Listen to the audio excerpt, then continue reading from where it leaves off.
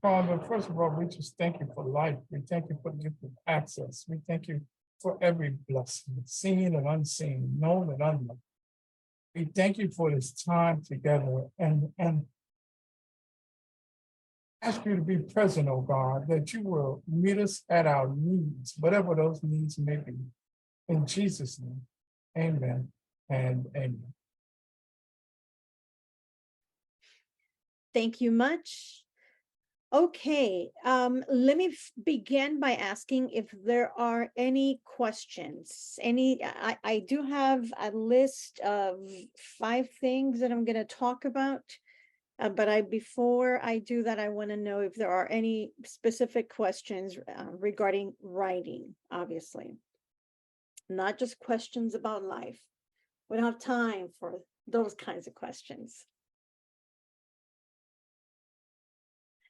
Interesting though they may be. I do want to make a quick statement that I was going through one of my essays or discussions in I think it was my essay in Grammarly. And Grammarly said, hey, right here it says mankind. You need to change that to humankind. And I immediately thought of you. So you must be pressuring Grammarly in some way, but they in turn pressured me. I just want to let you know. Yay, Grammarly. Oh, good, good. Yes, Shelvia. Yes, hi. I want to ask, so our recent essay, we were supposed to write from certain chapters of books, right? So I have been using footnotes if I were quoting a bit parts of this here and there. But then again, because we were actually discussing the book, like the meaning of the book, or just making it, 300 words or 600 words, it makes more sense to actually take a bibliography instead of footnotes. That's what I tried for the last one. I actually saw Randy did it, so I thought, might as well try it. Yeah, instead of because I felt like if I rephrase the points from the book, then I'm not sure where I should be putting all the footnotes. So instead I tried doing just one bibliography. Is that correct? Or because all we do in our essays actually rephrasing from the book. Right. That's just my question. Yeah, no, that's a very good question. Thank you, Shelvia. What I would say is the first time that you mentioned the book, I would go ahead and footnote it. And then if you have any direct quotations, then you would use likely it would be the second and third or whatever, however many more times you cite the book, like verbatim, any direct quotes meaning verbatim, where you would use quotation marks, then you would still need to footnote it, and so that you can include the precise page where your quotation is found. I'm sure that other professors do this. I'm sure I'm not alone in this, but I actually do check. Not every single one, because there's no way we would never finish grading, but randomly I'll check a quote to see how the student is using it, to see if the student is using it within the same context as the author, and that sort of thing, just generally. And so and the reason why when we do it when we are in school, because we're preparing for doing it for writing outside of school. So in school we cite for our professors, but it's in preparation for citing when you are out of here and you're writing in other mediums. Out there, we do it for the sake of the reader to be able to find the place where this quote may be. And so again, even if you're writing, even if the whole thing is about this one book, I would still, the first time you mention the book, I would footnote it. And then if you have any direct quotes, you still need to include a footnote. Okay. Okay, I have follow-up questions if that's okay. Go ahead.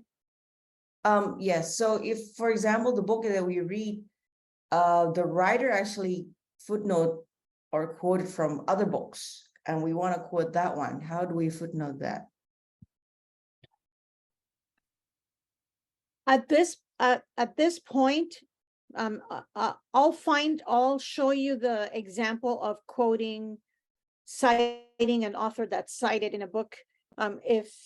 If you go on to anything beyond a master, you decide to do a doctoral study or something like that, your professor would tell you find the original source.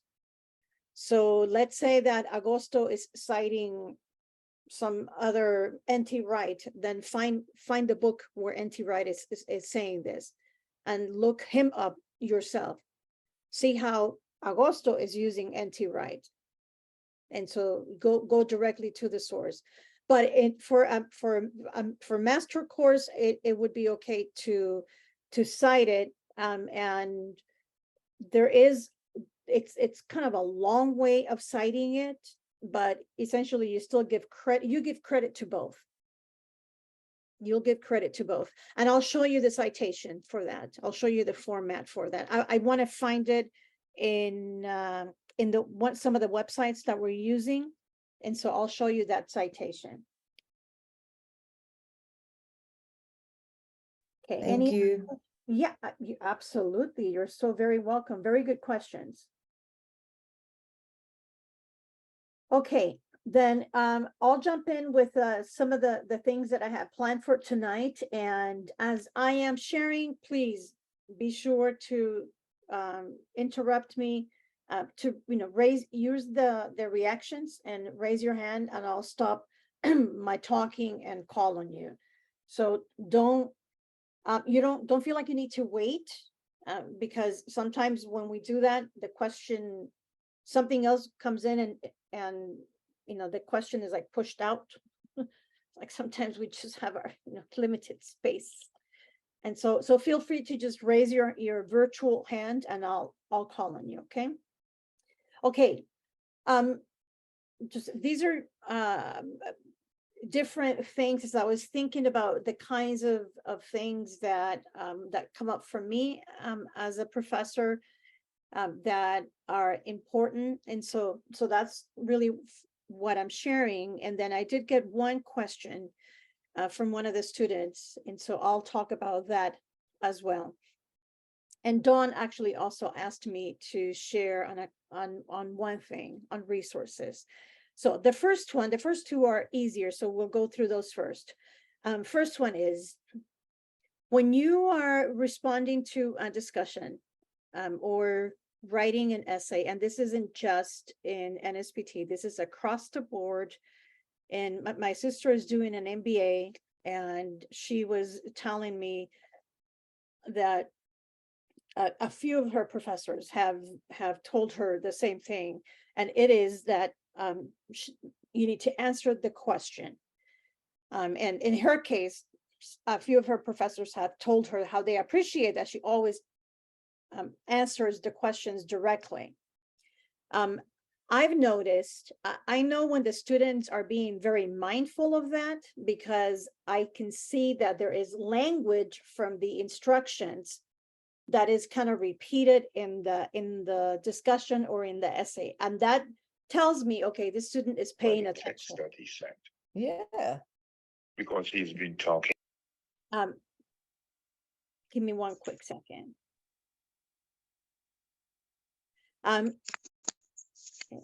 Anyway, the student is paying attention to the instructions because I can see it in their response.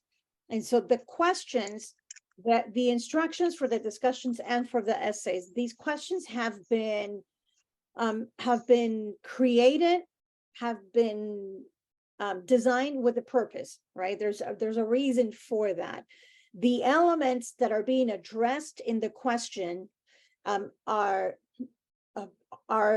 there's a reason for your professor including those elements in the instructions. And so when you're responding to a discussion or writing your essay, be sure to look at the question. And by question, what I do, and I'll show you quickly how I do this in my course, because it helps me, and I'm trying to I'm trying to help the student. So what I do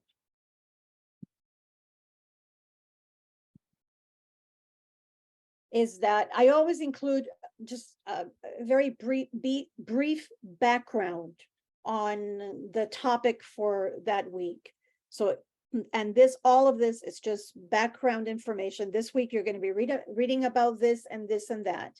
Sometimes it's a little bit lengthier. Sometimes it's just a one sentence that tells you this week you're reading Eugene Peterson's book in Jonah, and that's it. And then I'll jump into the question. And I will say, in your discussion this week, consider what so-and-so is telling us about the relationship between this and that first, and then I am underlining, explain, blah, blah, blah. Second, how does this reading impact your understanding of scripture? See, the questions are spelled out right there. And I know I am not alone in responding to in the way that these are phrased. Okay, so make sure that you respond to the question. Okay. Is that a puppy you got there that just had some surgery or something today? The cone of Yeah. shame. Oh, poor baby.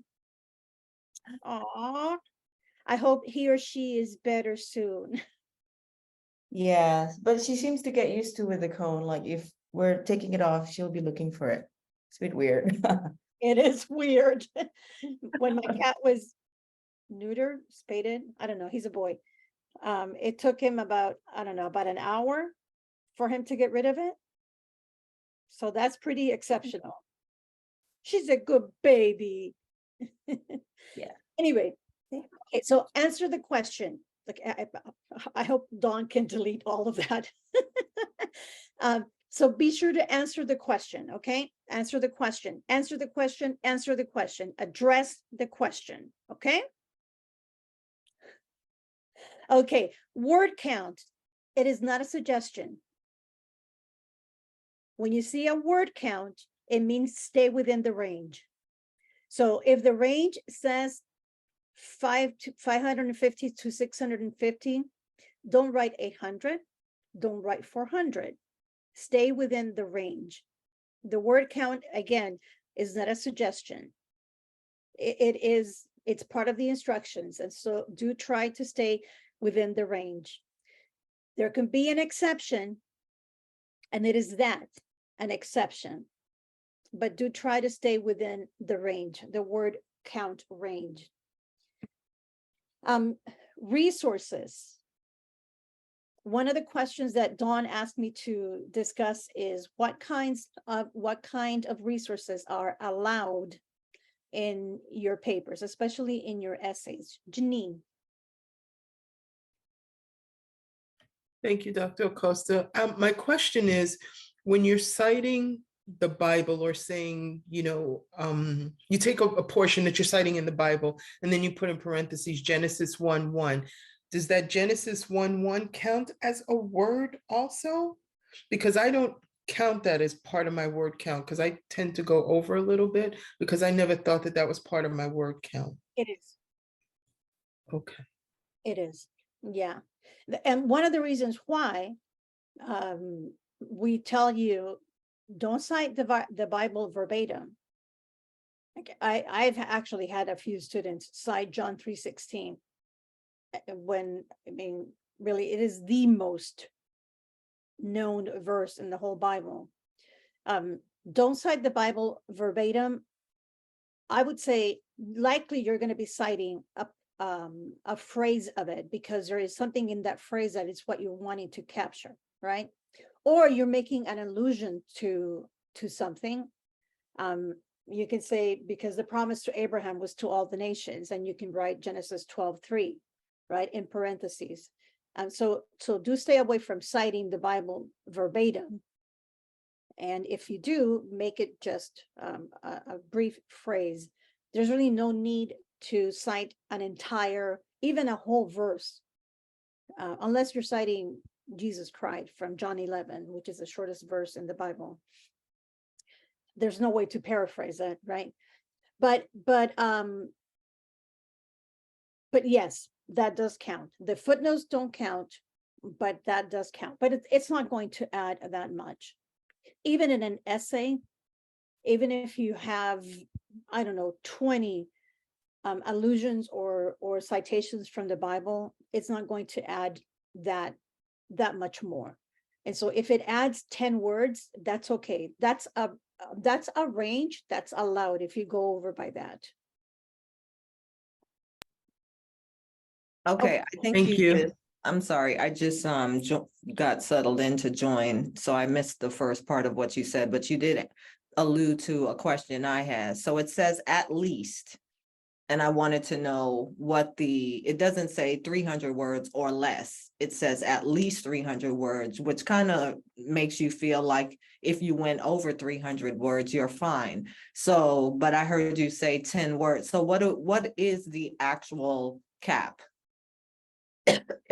Okay, let me look at the discussions in your class, because in mine, I have a range. See, Robin, Dr. Hogan, like for at least, I'm reading the discussion on week 3. It says your initial comment should be up to 300 words. So that tells me that 300 is the maximum. And if 300 is the maximum, I wouldn't write 200 even. I would come as close to that as possible. I'm going to see a couple of the discussions to see. Yeah, the way she writes it is coming up to 300 words. So you still have a limit.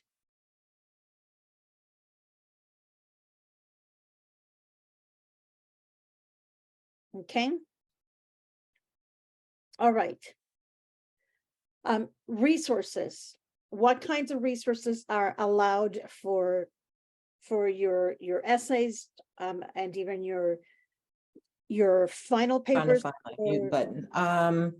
I'm going back as well, because then maybe it's the essay that said at least, but I know I have specifically read at least. So unless I was just in my mind thinking something different, but thank you for that. Yeah, it says the essay does say at least 600 words. Okay, that's where I saw it. Okay, and up to And then 300 words in length. Okay, yeah, in that case, I would ask Dr. Hogan. Yeah, I don't phrase in the instructions. I never phrase it like that, because and that also reflects my personality, where I'm a little bit more OCD.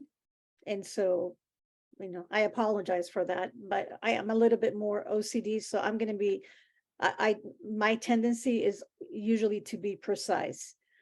And so, but in that case, I would ask Dr. Hogan, what do you consider when you say at least, what do you consider at most? What is an allowed at most? So definitely ask your professor. And if you have a question about that sort of thing, like I know last week we talked about the use of the first person singular I. That's something that the word count and just any other kind of things. If you have a question about it, definitely ask your professors. There are some things that are pretty much the same across the board. There are some things that there are certain academic standards that require, that determine, right, the way that things are going to be. In our case, the Chicago Manual determines a lot of what we do in writing, right? But there are some things that are left to that are more nuanced, that can be based on who your professor is. And so feel free to, from the get-go, if you're not sure, find out. Ask, what is your preference for X?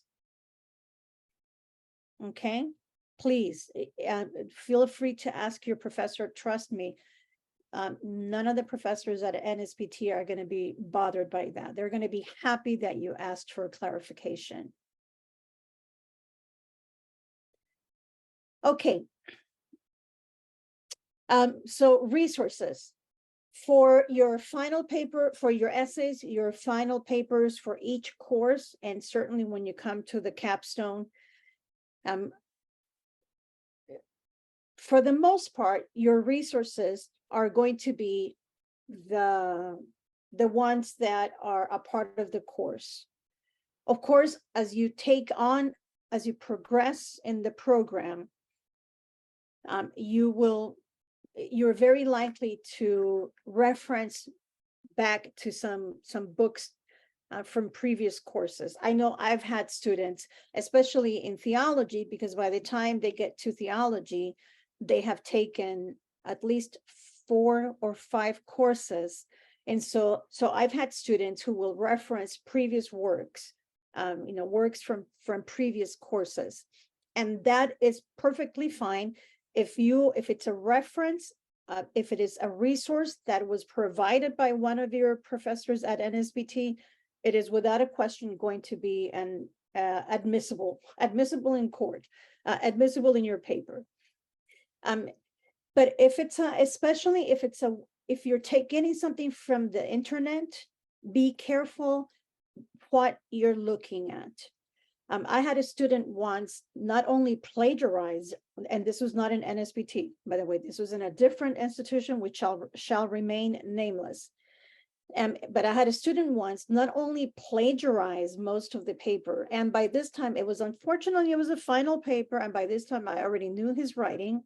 Believe it or not, we become familiar with your habits, which is a good thing. And as I started reading the paper, I'm like, this doesn't sound like this guy. And so I copied and pasted, and I Googled. If you put it in quotations in Google, it'll look for the precise information that you put. So it's not going to look for it. It'll look for something that is exactly like that.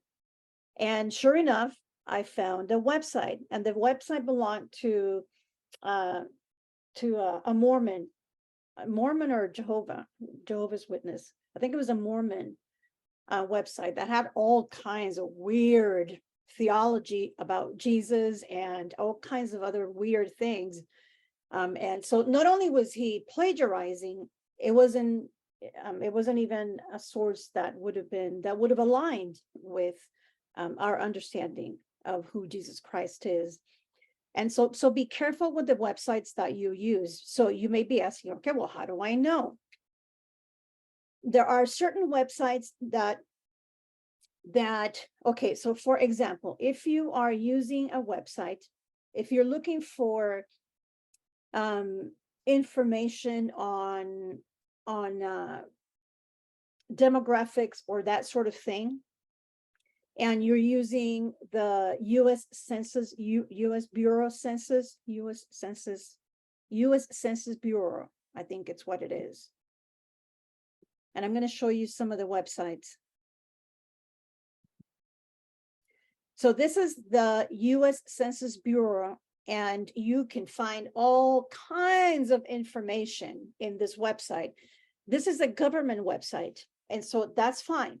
And in fact, other government websites would be allowed, because if you're looking for data, if you're looking for demographics, it's information that has been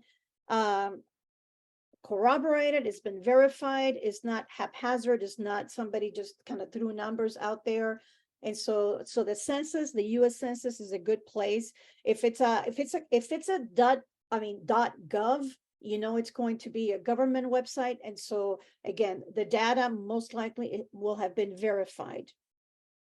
Obviously, you're going to such a website to look for that kind of information, not to do any kind of theological research, but to look for that sort of information.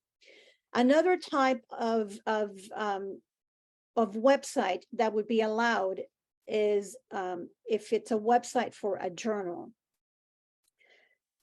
So let me go to that website. I found this journal that had quite a number of articles that were related to something that I was researching at the time. And so So I actually bookmarked it. It's one of the first things that I did when I went to the journal. It is an open journal system, so you don't have to belong to it. You don't have to pay anything to it.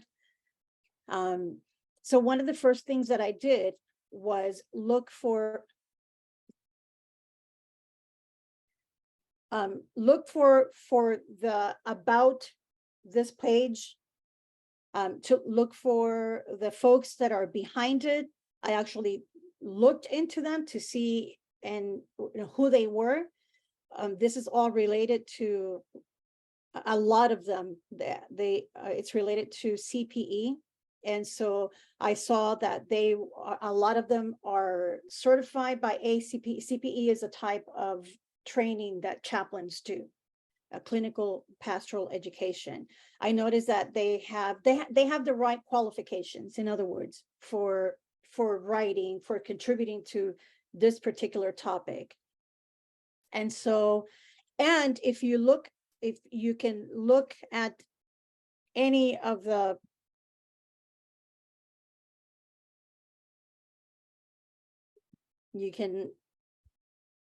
well, that's not exciting, not a table of content. Okay, pastoral imagination in clinical, no. Okay, let's look at this one. Working with God images and spiritual care education. You see the name right here, there's a little one, it tells us something about this guy. He is a rabbi, he's a psychotherapist, he's a spiritual care educator. And there is actually even ISBN, but the equivalent of it. And so I know that this guy is legit. And so I would not be afraid to use this article in an academic paper. Another type of website, I found a website, I came across a website called Working Preacher. And so let's go there. And I'm just gonna, I saw right away that it's associated with Luther Seminary, which was important for me to know, because then it gives me a clue as to the perspective from which the authors are writing. So what I did was I scrolled down and to find out about it. And I went to authors. When you go to authors, you see right here that one of the persons is one of the books that y'all are reading in leadership. I'm looking at, okay, Perkins School of Theology. He's a disciple pastors in Puerto Rico. Puerto Ricans are good people, as are disciples of Christ. I'm both. This guy is a pastor also at a Baptist church. This other guy is a professor in theology. I actually know him as well. He's a Perkins School of Theology, Pittsburgh Theological Seminary. Theological Seminary. Okay. So I'm looking at all these authors and I'm thinking, okay, this website is has legit information. Let's say it is, I can consider it academic because the folks that contribute to it are academics. So the other thing that I did, another type of website that is that also provides information that's a little bit different from the U.S. Census Bureau is the Pew Research, the Pew Foundation Research, PEU, like PEU, like Pew in the church, actually. And they have all kinds of information about churches. So if you go to the Pew Foundation, you will find all kinds of publications, and you can look for, again, you can, besides the fact that you know that Pew is going to be that it's going to be legit. They're not just going to publish anything in their website. You can always look at the author, always. By the way, if you find a website that makes no comment about the author, don't use it. If there's nothing, unless it's something like the Pew Research Center and it's legit. If it's a website and you cannot find anything about the author, don't use it. If it's a website where it's a single person that is contributing to it, then look up the person. See what makes this why should I listen to this person? That's really the bottom line. Why should I listen to this person? So look it up. Randy.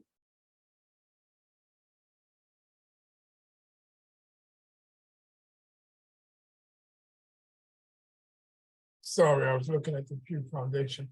I didn't want to interrupt you, but I did want to eventually ask about, and I discussed it already, Logos. Logos is something that I've used for quite some time. Is everything in Logos material that I can cite, or is there some restriction on? I have a huge Logos library and used it for a lot of years, and so that was my question. Okay. Let me bring it up.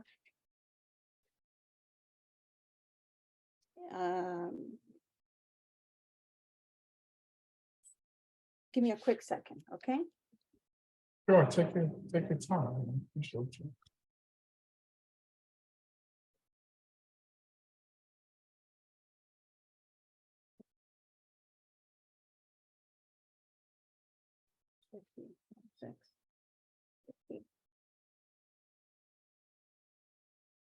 Okay. Passage. 46, 50. Back to you. Share screen. So when you do your search on passage guide, and it comes, in passage guide, you're going to get all kinds of information about that passage. You see how they divide the commentaries between contemporary, modern, Reformation. Unless you are particularly looking to see what Luther said about it, don't go here. Matthew Henry's commentary is not allowed. Across the board, not allowed. Sorry. It's not a critical commentary.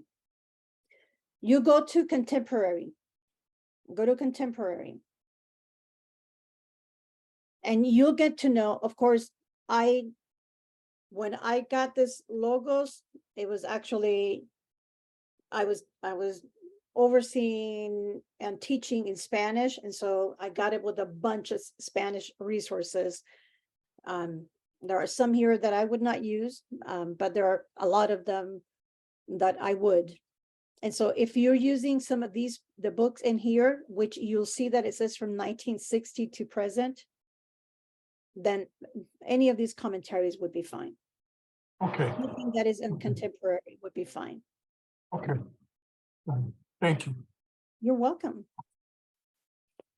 So the other thing I did was I did a search. I thought, okay, well, let me see how can I mean, if we're doing a search on something, how can we just look at all kinds of different websites to determine, how can I help you guys, kind of get the hang of determining, well, is this a good website? So I did a search on, go ahead, Mr. Reed, before you forget. I'm sorry, but thank you, because we were talking about Logos, and I have a version of it as well. However, I don't know if you told me, I cited something wrong. And do I cite Logos, or I forgot, or do I cite the commentary? You cite the commentary. You definitely cite the commentary. Now, what you can do is, and I would have to verify this, Aretha, because I'm not sure. And the reason why there would be there may be a difference is that it's in the paging, really. That's the reason why. The reason why we would use, if it's a Kindle version, Kindle, simply because the paging would be different. And if your reader is looking for that information in a printed book, and you're citing something from Kindle, it might be different paging. That's really the reason. It's not because we want to know if it's printed or not. That doesn't, I mean, it doesn't matter. The content is going to be the same. But even with a different version, so if it's like a first edition versus third edition, the paging is going to be different. So even that's why you need to cite which edition it is because the page number is going to change. But what you can do, most likely, but I'm going to make a note of it.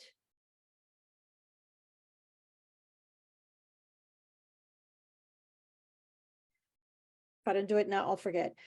What you can do is, my suspicion, let me say it that way. My suspicion is that it would be the same as citing a book that you've downloaded online. And let me show you this website. Let me go there first. I mentioned last week Purdue University, and I know we also looked at, I think, Australian University.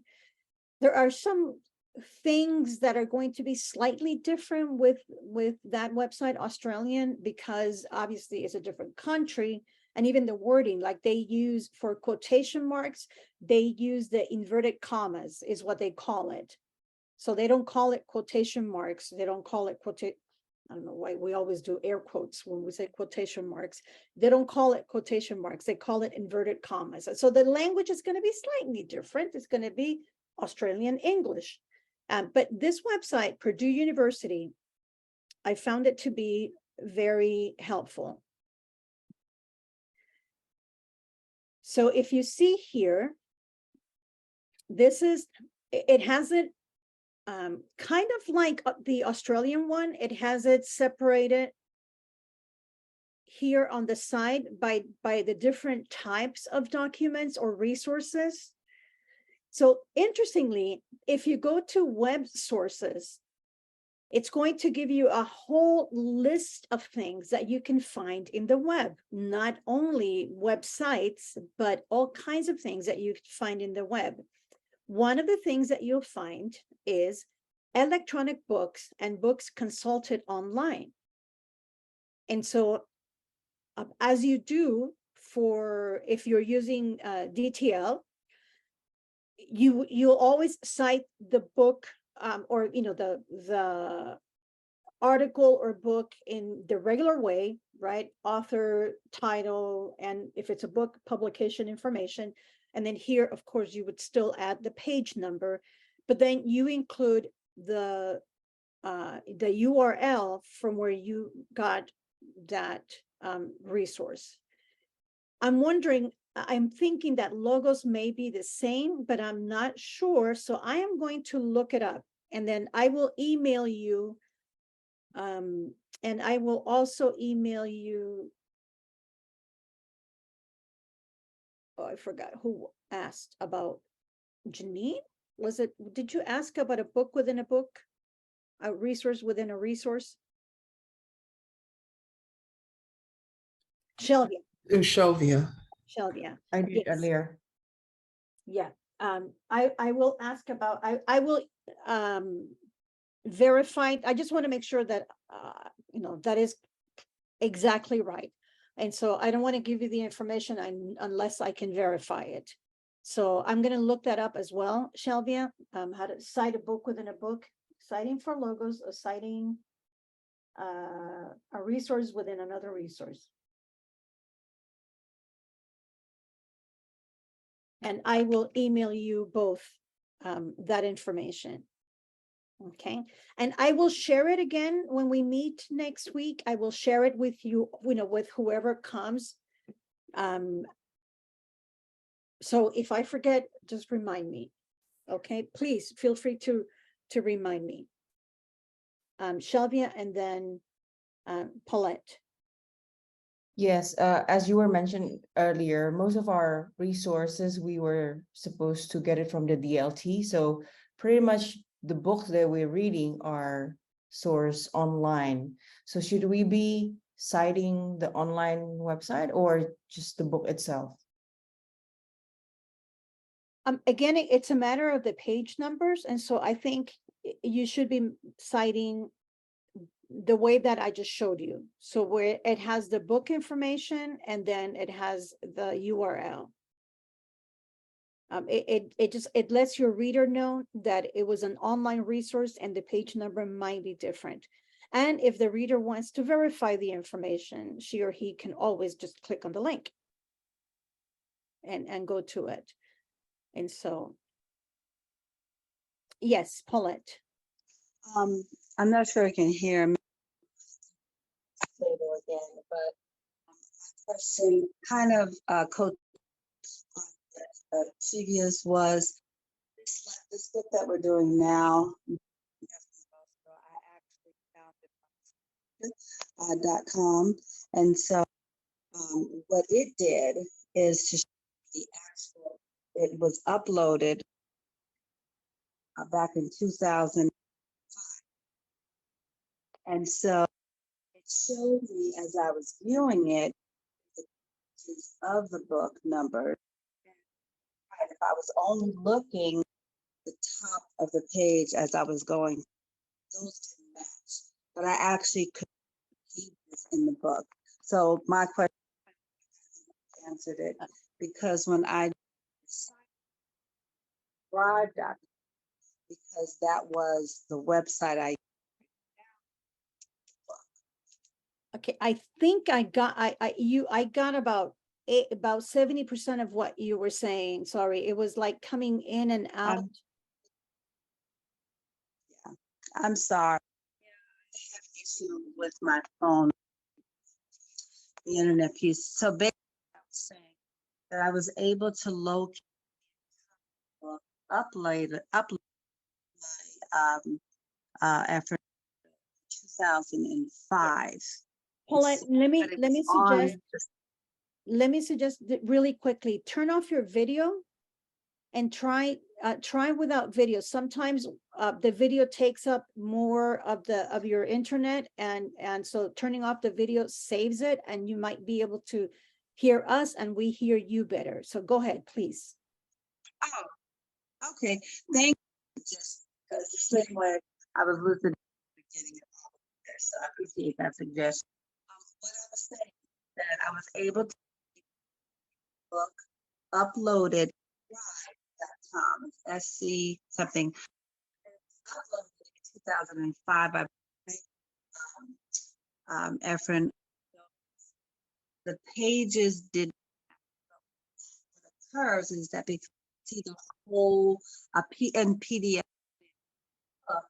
the pages that was in mismatch, but you could have page, and I was use that. And so I was saying what citation I did it from scribe.com. Okay, what you did, if I heard you correctly, what you did seems to be correct. Maybe what you can do is Okay. write out the question. I am so sorry, my dear, but I'm not getting enough of it to be able to, but I think what you said is that you found a book and that it gave you the date when it was uploaded, and what you did was that you cited the website where you found that book. And if which seems to be correct. Yes. Okay. Mhm. Okay. Okay. So let me show you this website, and and again, I found it very informative. So here you have electronic books and books that are consulted online, and then periodicals or journals. So that one journal website that I showed you, or any other kind of, if it's a journal, for the most part, journals are considered academic writings. And so, but you always want to verify who is contributing to this website. But journals, for the most part, are considered academic writing. It gives you web page with a known author and date, web page with date but no known author. Of course, you will not use that unless it is for the capstone. There were exceptions to this. So there was a student that did something on domestic violence, and there was some information that she took from news articles that were on websites, and that was allowed. And obviously, if you have something like CNN online, I mean, I'm going to trust that that's legit. But anyway, it gives you all kinds of information here: blogs, social media. It even includes Facebook, a podcast, online video, all kinds of things. That is information that you would find on the web. So I found that helpful, and that's Purdue University. So if you just Google Purdue University Chicago Manual or Chicago Style, it'll come up. And then you can look at on the side, books, periodicals, and other kinds of resources. Okay, the last thing I wanted to do, okay, I showed you Pew, I showed you the census, I showed you the Working Preacher, the other journal. Okay, the last thing that I wanted to do was, again, if you're looking for a subject and you don't know, well, how do I know if this is legit? So I did a search on my favorite story, the Samaritan woman, just to see what would come up.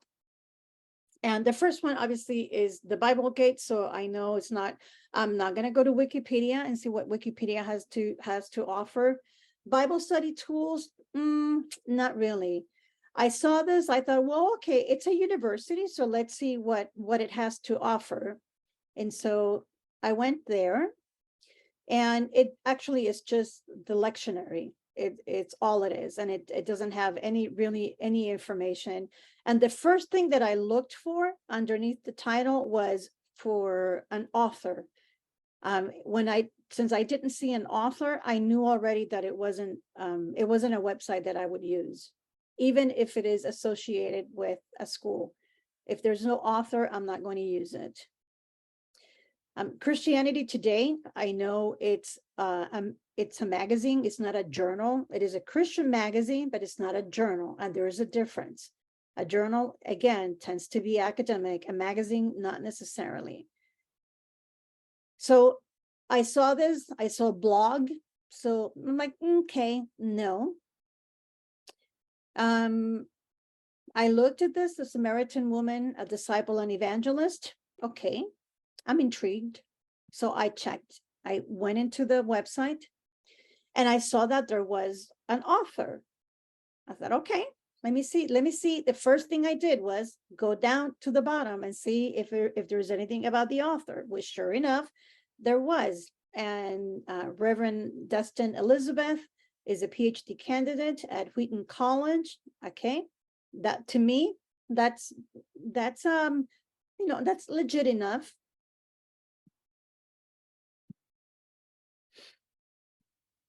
I checked out other Greek Orthodox. Thought, okay, that could be interesting, but I actually didn't check it out. As you see, the color didn't change. I saw this Christians for Biblical Equality. Well, I am all for biblical equality. So let's see what this person has to say. I said, okay, Rachel Larson, who is she? Let's see who Rachel Larson is. She is currently a student at Dallas Theological Seminary, and she's, I'm assuming I'm not sure what kind of degree she's getting, but it's going to be at least a master if it's a seminary. That could be okay. It depends on, if I were presenting a paper at a seminary, I would not use it.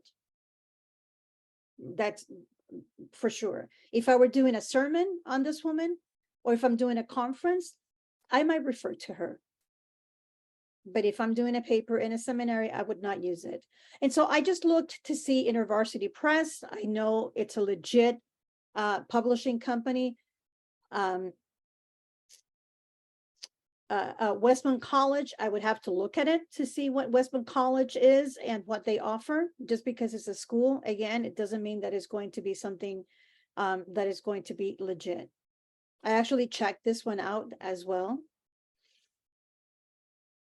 It's a school in Jerusalem. And it's not wanting to go. Okay. Anyway, you get the point, right? So when you're looking at a website, do you have an author? That's the first thing that you want to check, even if it is from a legitimate seminary. You know, it's New York Theological Seminary. I can use this. Is there an author? Even the Pew Research, if it's an article, they're always going to give credit. If it's a legit place, like the Pew Research Foundation or some other place, they're going to give credit to the author who wrote that article. And so look for the author and look to see what this person has, what the credentials are. That's what you're looking for. Again, why should you listen to this person? Okay, what does this person have to offer? Really, and I'm not discounting, I'm not discounting the role of the Holy Spirit in this, but we are doing academic work. And so in this case, you're looking for academic research. Okay. Does that give you a sense of how to look for websites? I mean, how to kind of determine if a website is legit, if it's something you can use? I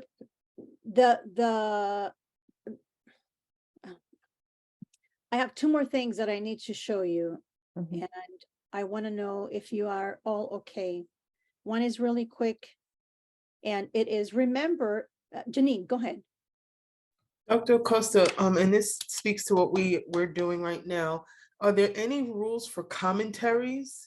Because we have an assignment where we actually have to look at 2 commentaries. And so are there any rules that we need to be aware of in choosing a commentary? Yes. Do try to use commentaries that are, I would say, from like the 90s, the 80s and 90s on. I mean, there are some really good authors from the 60s and 70s, but by now, research changes, theology changes. And so I would say stick with anything beyond at least the 80s. And we were told to avoid single source. Correct. I don't know what that means. Thank you for asking then. That means Matthew Henry, he is one person writing on all 66 books. If I were to write a commentary, I would probably do it on 1 John, because it is a book with which I am most familiar about all the nuances, and I am most familiar. I am far from being able to write a commentary on it. But if I were to do it, it would be 1 John, because I'm familiar enough with the language. I've actually read it in the Greek and familiar enough. It's the simplest Greek in the Bible. So don't be impressed by that. Is that simple? I mean, in the New Testament, is the simplest Greek in the New Testament is 1 John. And that's why I was able to do it. So I would write in 1 John. If I were to write anything beyond a commentary, I would go to the Gospels, because it's the other portion of the New Testament with which I am most familiar.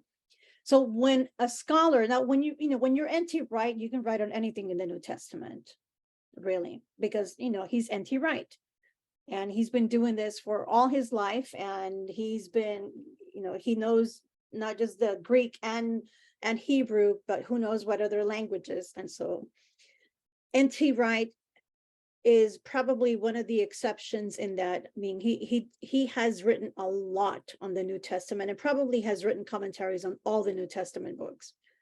I think there's a series that's called whatever for everyone. So let's say Matthew for everyone.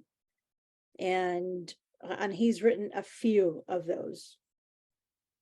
But typically, a scholar will focus on a particular area. And so when we go into a PhD program, we're already divided between New Testament and Old Testament, or intertestamental, like Dr. Wright, who is the Second Temple period, which is the intertestamental period, that space between the old and the new.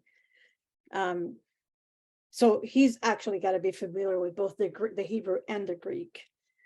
But even in our own training, we are already needing to choose an area. And so we become not experts, but more familiar with, and many do become experts in that particular area. And so like Paul Anderson is a theologian, a scholar, a biblical scholar, and his area of expertise is Johannine literature, anything, John's gospel, John's letters, and anything that he produces that is around John, I know it's going to be legit. He is the most prolific writer currently on Johannine literature, right? So that's his thing, that's his niche, right? And that's for a lot of scholars, they have niches, they write within their field, and so it's not N.T. Wright is not, and even N.T. Wright, really, he's a Pauline scholar. That's really his thing, is Paul. I mean, that's his passion, is his thing. He writes on other books in the New Testament, but his thing is Paul. And so you want to read someone whose commentary is in the area where that person is more of an expert, has, or let's say has a greater level of expertise, because none of us are an expert in Bible, really. Thank you. Does that make sense, Janine? Yes, thank you. And thank you for the explanation. You're welcome. Aretha. Yes, to piggyback off of Janine's, of course I would, right?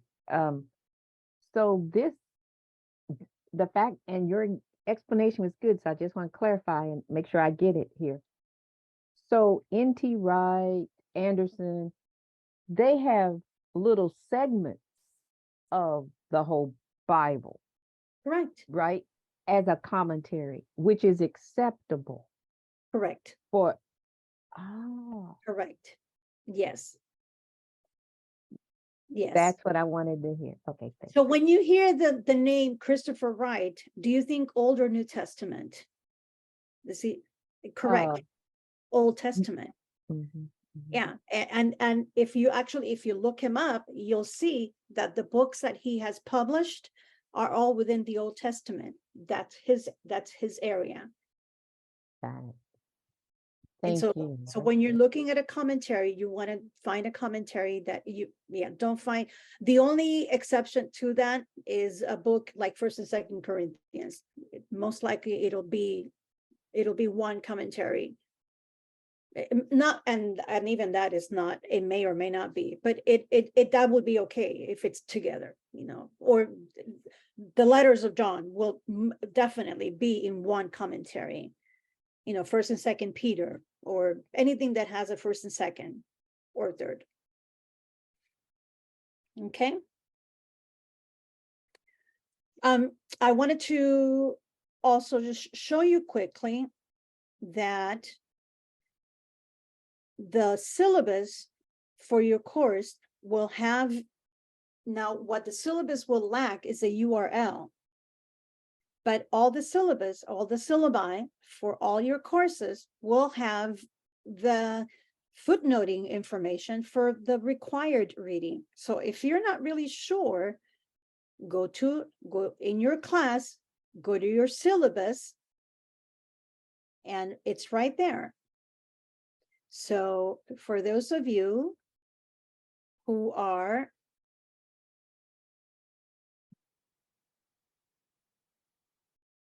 in biblical hermeneutics, go to syllabus, there it is.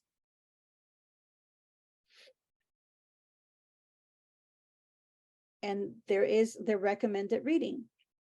required books and recommended rather. And whatever the format he's using, I mean, he is including the ISBN, you don't really need to. But the format that he's using is going to be the right format for that resource. So if you, so for example, I know like in the Old Testament, let's say, one of the books you read is Christopher Wright, but you actually are downloading a chapter for that book. So you may not know that it's actually a book. You might think that it's an article because you're just getting a chapter.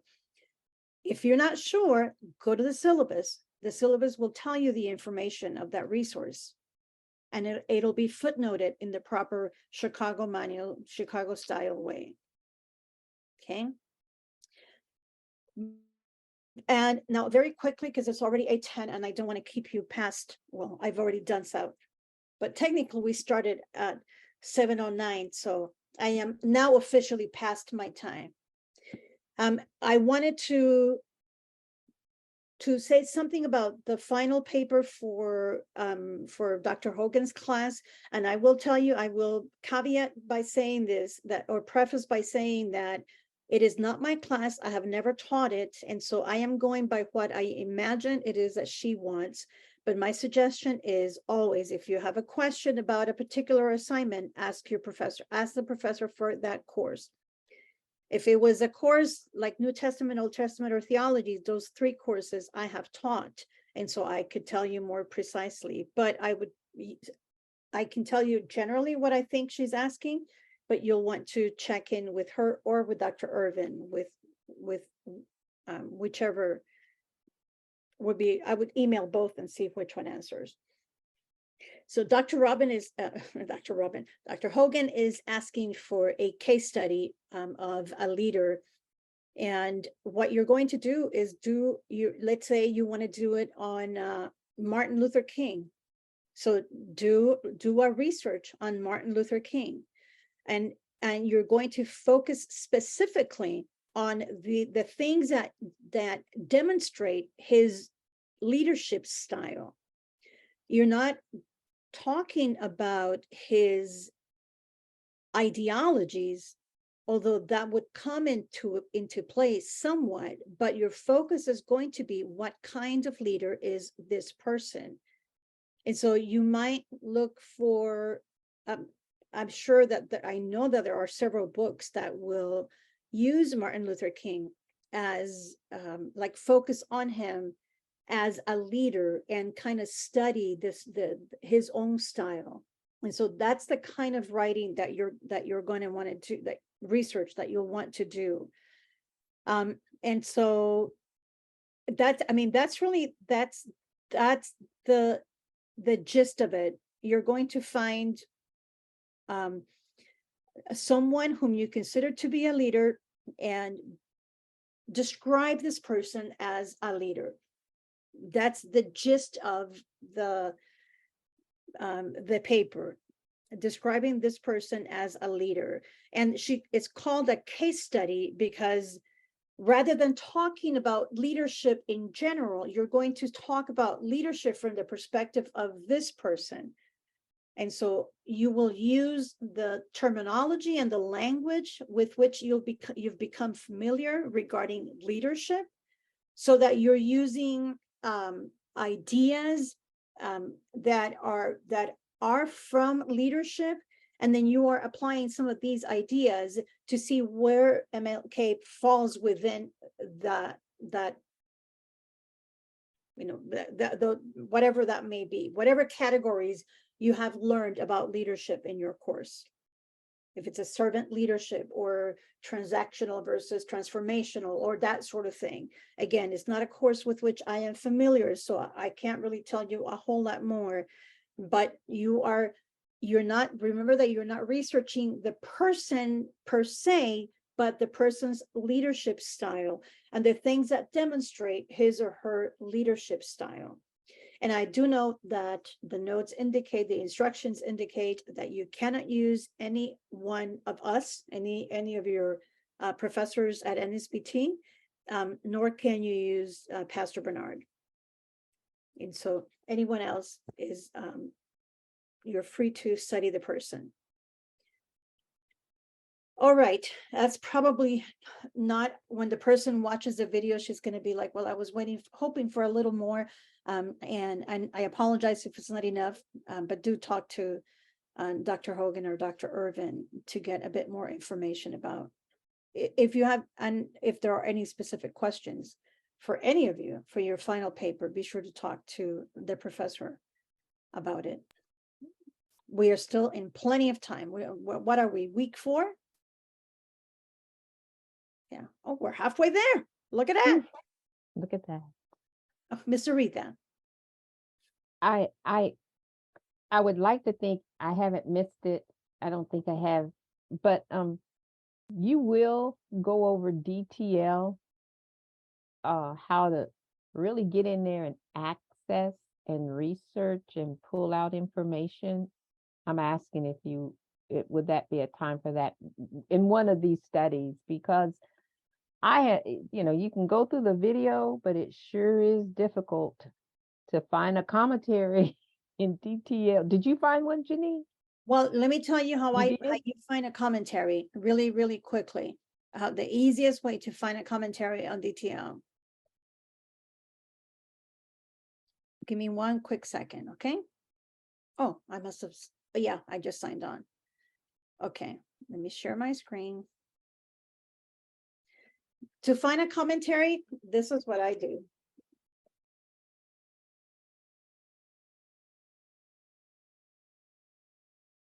Of course, Matthew Henry.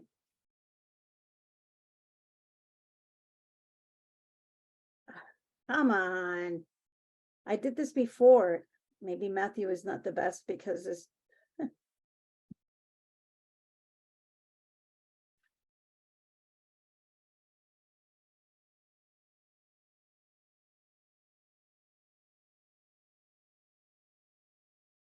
I think I need to put quotes.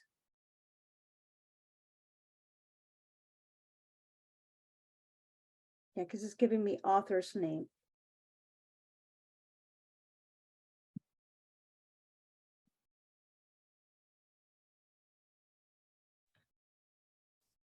I typed in the verse that Professor Wright wants us to find the commentary for, and it came up that way for me. Okay. Okay. So with other books, yeah, I've done that before where I just type in the name. I mean, that's why I just went to it and did that, because that's usually what I've done. Let's do this. Let's try it in title. That may be the difference.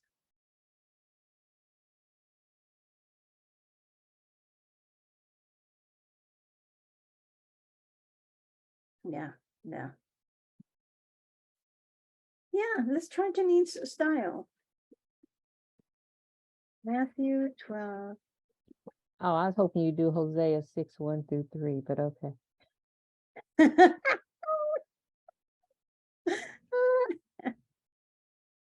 All right. Actually, I'm reading through this commentary right now. Anna Case Winters. I'm actually reading through that commentary. So there you go. That's the way to do it. Do it the Janine style. And as I'm looking at these are all legit commentaries.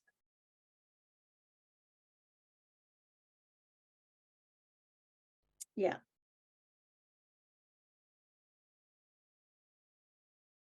Thank you. Good. That is great. That looks Thank pretty you. good. Yeah. Okay. Thank you, Janine. That was awesome. Thank you. Thank you, because I'm not really good at all that stuff, but I figured let me give it a shot. No, that was perfect. That was perfect. By the way, and I'll end with this. There is there's an application called Perlego, Perlego, Perlego. It is $10 a month. And so there is a cost for it. But this application has so many books. In fact, Dr. Irvin's book is in it. World Christianity book is in it. You pay $10 a month and you just download whatever, as many books as you need. So what I do in that case is I do type Matthew, and I get all kinds of commentaries on Matthew. I mean, all kinds of books, and the majority of the commentaries that, this is not just for commentaries, this is for books on anything, Perlego, Perlego, Perlego, Perlego. I have it on my iPad, and I mean, $10, best $10 a month ever.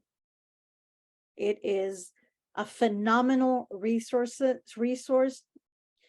A lot of really good books I have found, and I like that I'm not buying. I'm trying to get away from buying books. I know there's something nice and magical about a printed book, but I'm trying to get away from printed books, because it just, I'm trying to minimize tiny little bit my footprint in this world. And so that's one of the things. And so Logos is good, but Logos is limited and expensive, to buy commentaries. I always download the free one. But a lot of times they're not things that are critical enough, or anyway, but no, there is no audio is the only thing. Do I have my iPad down here? I don't think that there is an audio option. I'm gonna